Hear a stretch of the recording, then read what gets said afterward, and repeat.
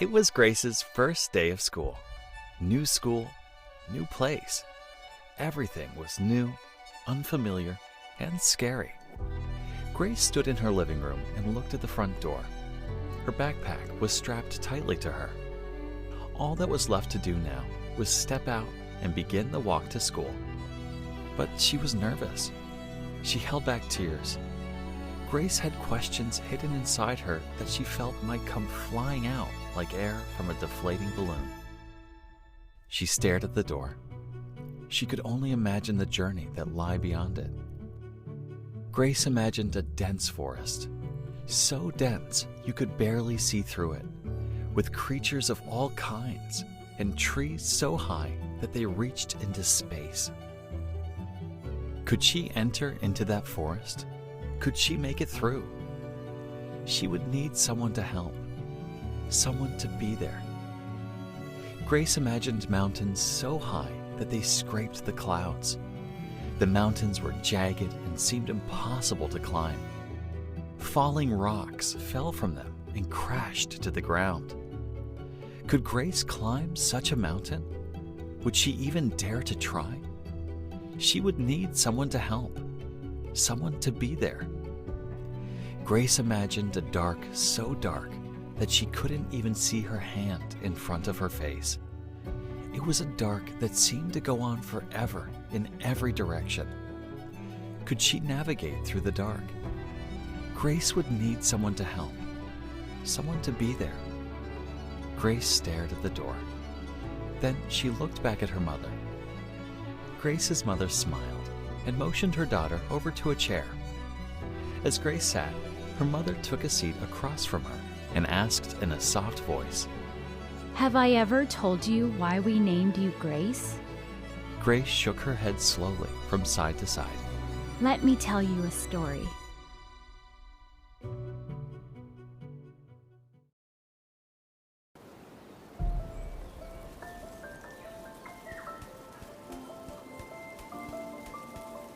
A long time ago, I stood at that same door.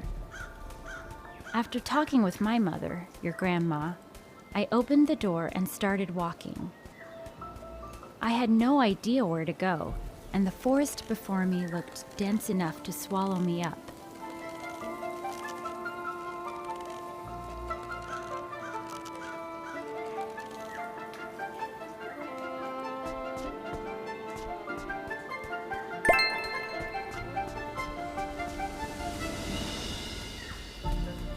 I wondered where to even begin.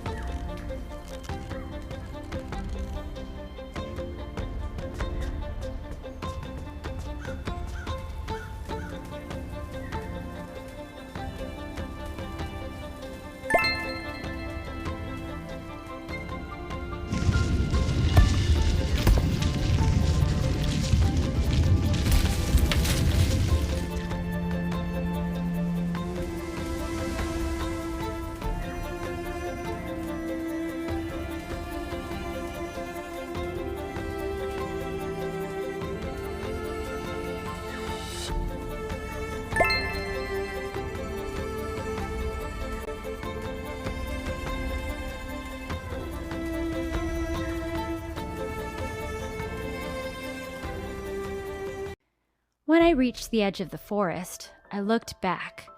I wondered if I could finally catch a glimpse of whatever that darting motion was. But I could see only trees. But then the fox emerged from the woods in that same spot I had. It stood for a moment, looking at me. Of course, the fox couldn't speak, but he seemed to say to me, Well done, my child. Remember, whatever you face and wherever you go, I will be there.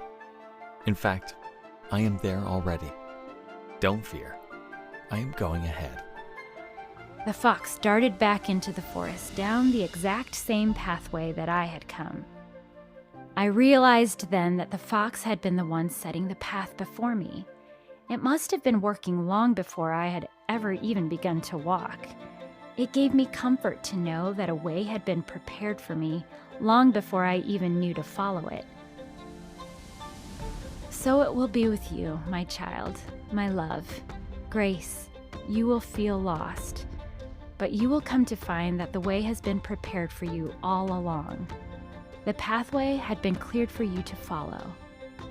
Before you ever even take a step, Grace goes ahead.